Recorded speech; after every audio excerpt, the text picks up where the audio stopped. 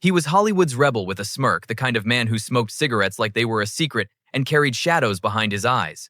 Not the kind you'd invite to a party, but the one everyone couldn't stop watching. Who was Robert Mitchum, really? A star? A troublemaker? A myth dressed in a trench coat? He lived by his own rules, and no one ever quite cracked the code. Tonight, we dive into the untamed life of a man whose story is as dark and intriguing as the roles he played. Robert Mitchum wasn't born into Hollywood. He was born into chaos. In Bridgeport, Connecticut, in 1917, a baby boy entered the world already marked by loss. His father, a shipyard worker and railroad man, was crushed to death in a work accident when Robert was just 2 years old. The family barely scraped by. His mother worked odd jobs and eventually remarried, but the absence of a stable father figure would define much of Mitchum's restless energy. By age 12, Mitchum was skipping school and hopping freight trains like a character out of a Steinbeck novel. He didn't just flirt with trouble, he chased it. One moment he was in Georgia, the next California, then back east again. He fought, he stole, he lied, and he ran. "I was a teenage hobo before they made songs about it," he once said with a smirk. At 14, his luck ran out. Caught in Georgia for vagrancy, he was sentenced to a chain ganga punishment designed to break spirits. Mitchum escaped. On foot. Alone. He never returned. That experience left a permanent scar. He almost never spoke about it. But the trauma and defiance that simmered under the surface of his cool exterior, that came from this chapter of his life.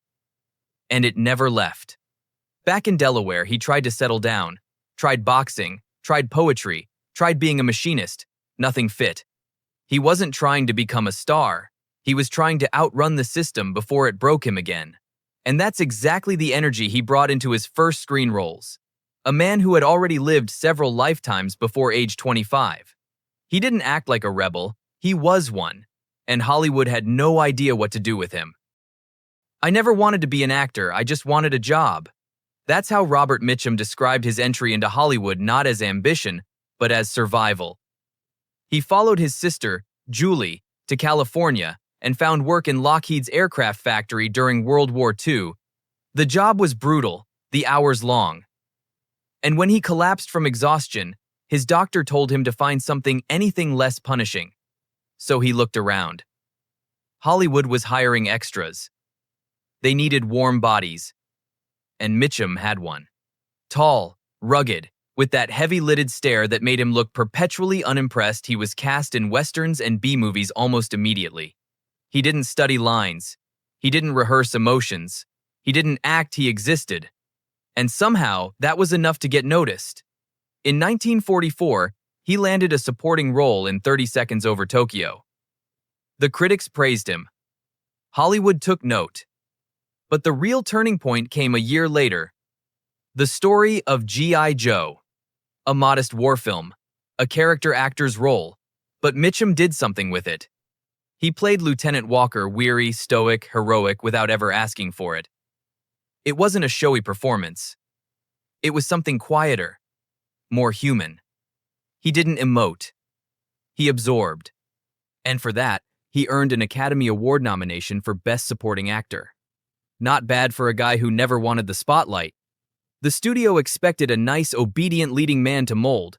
What they got was Mitchum, smoking on set, ad-libbing lines, showing up late, laughing off the rules.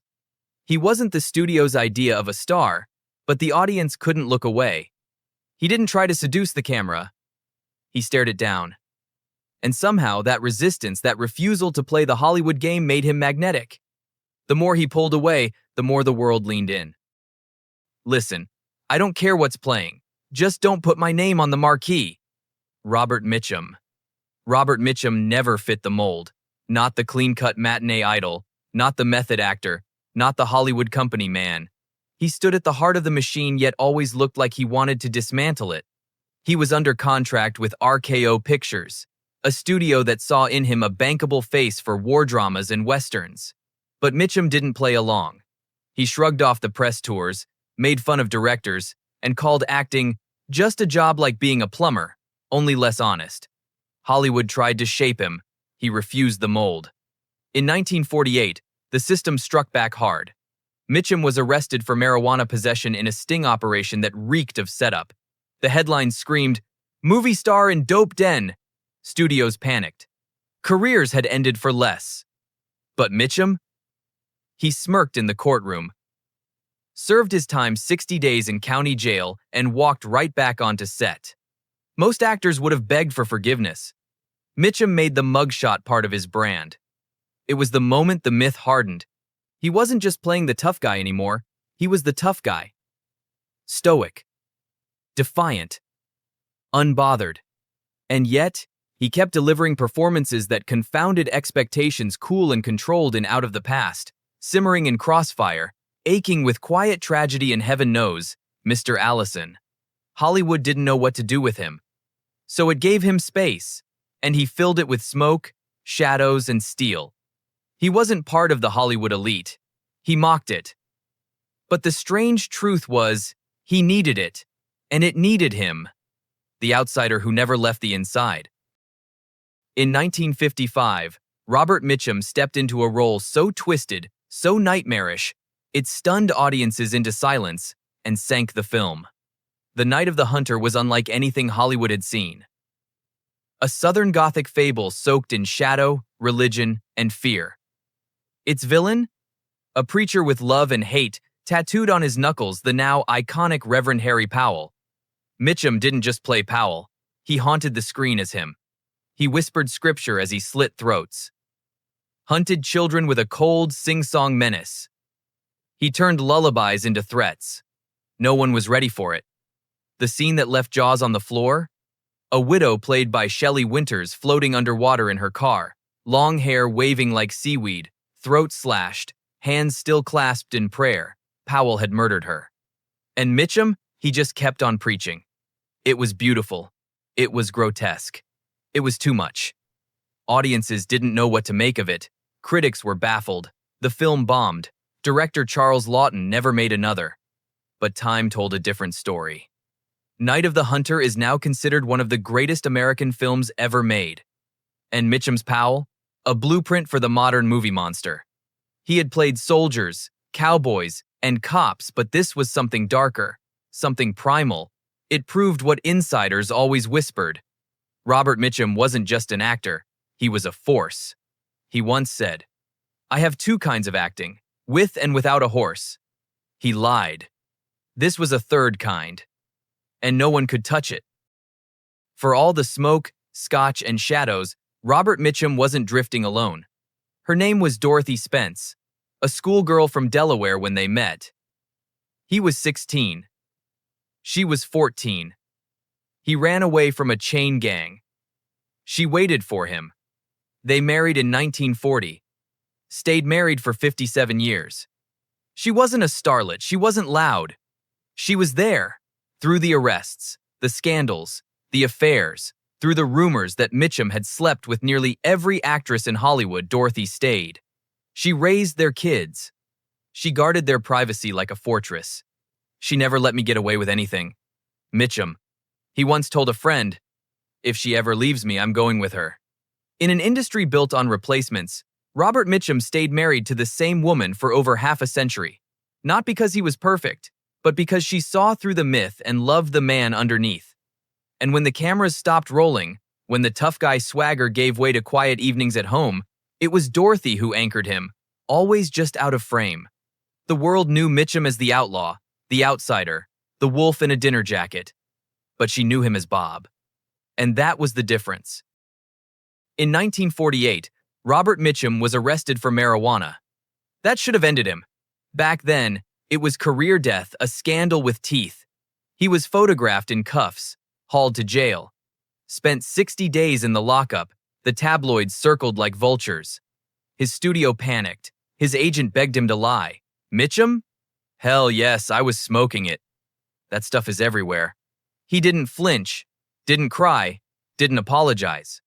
He shrugged and walked back into the spotlight. And something strange happened. Audiences liked him more. He wasn't ruined, he was real. In a world of polished stars with memorized morals, Mitchum was raw and unfiltered. He wasn't pretending. He didn't have to. Hollywood tried to punish him. America made him a legend. Look, I have two kinds of fans. One that says, he's a good actor, and one that says, he's a real son of a bitch, but he's honest. It's not that scandal didn't touch him. It's that he never pretended it mattered. And that, in a town built on illusion, was the most dangerous thing of all. By the 1980s and 90s, Robert Mitchum was older, grayer, but no less magnetic. He no longer had to prove anything. His presence carried weight, like a monument that could still move. In The Winds of War and War and Remembrance, he played a weary naval officer, stoic, worn down, and utterly believable. It was as if age had caught up to his soul, not just his face. Then came Cape Fear, the remake in 1991. He played the cop, not the killer. 30 years earlier, he'd terrified audiences as Max Cady. Now he stood on the other side of the law. It was poetic. A full-circle moment in a career that had always danced between menace and morality. His final screen appearance came in 1997, a quiet role in James Dean, Race with Destiny. Not a headline film, but somehow fitting. One Hollywood rebel passing the torch to another. And then, he was gone. Mitchum died on the 1st of July, 1997, just 2 months shy of his 80th birthday. But his legacy? It didn't fade. If anything, it grew darker, cooler, more dangerous. Like one of his famous lines that kept echoing long after the credits rolled. People think I have an interesting walk. Hell, I'm just trying to hold my gut in. Because that was Mitchum. Lethal on screen. A wise ass off it. And unbothered by both. Not a Hollywood myth. A Hollywood contradiction. Robert Mitchum was never really understood. Not by Hollywood. Not by fans. Maybe not even by himself. He didn't chase stardom. It followed him, warily, like a man walking through fog with a cigarette and a secret. He could play killers, cowards, heroes, or broken men. And somehow make them all feel real. Like someone you might pass on a back road at midnight. He mocked fame. He shrugged at scandal. And he never apologized for being difficult, disinterested, or dazzling on camera. That's the thing about Mitchum. He didn't need to explain himself. And that's why we're still talking about him. You can't fake that kind of cool. You can't bottle that kind of mystery. You can only witness it and wonder. Robert Mitchum never left the screen. He just walked off into the dark. And never looked back.